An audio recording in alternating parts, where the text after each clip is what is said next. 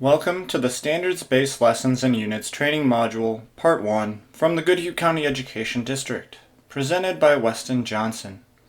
This presentation is aligned to our goal of planning standards-based lessons and units.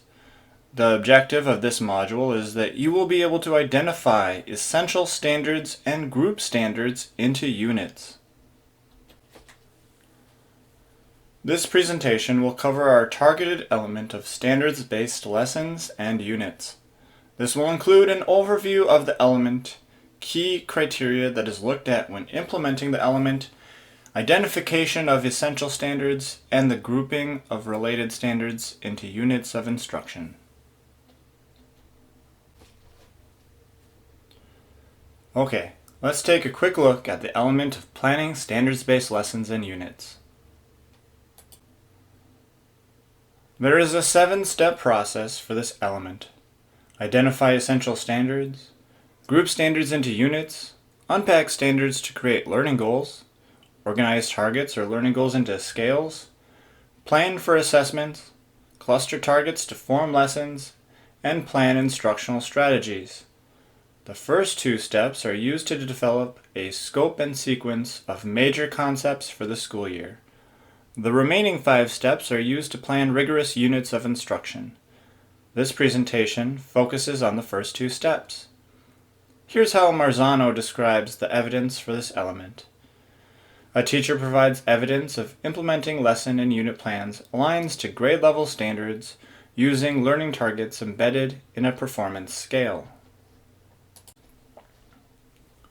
Now we'll look at key criteria for standards-based lessons and units. Here's how Marzano describes key criteria for this element.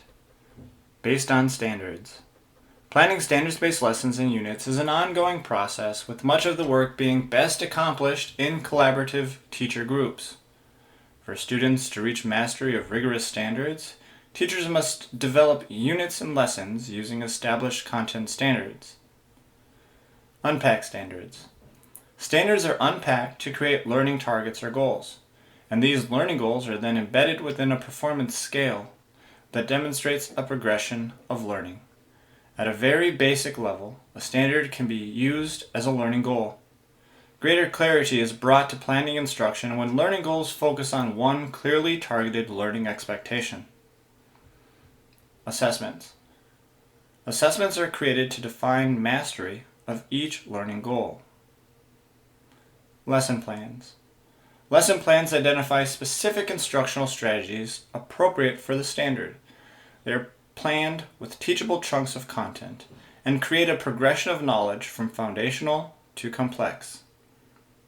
To review the criteria. To meet the expectations for this element, teachers should develop units and lessons based on standards, unpack standards to determine learning goals, and develop a performance scale and learning progression for those learning goals. Furthermore, assessments need to be developed to determine mastery, and lesson plans should note the specific instructional strategies and chunks of content being taught.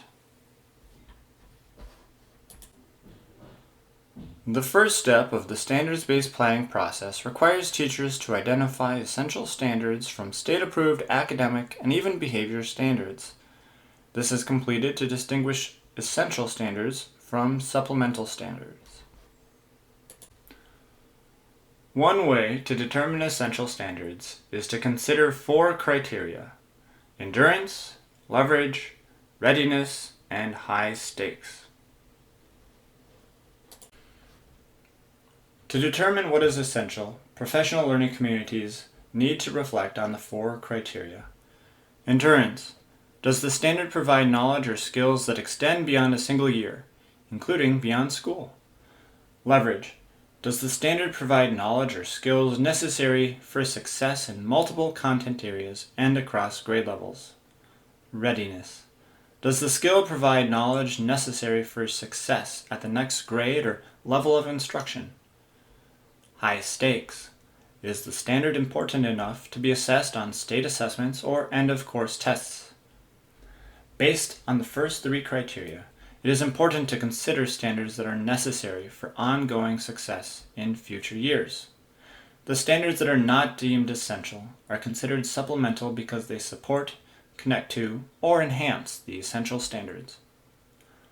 All standards must be taught, but identifying those that are more powerful or essential helps prioritize which standards are critical to student success.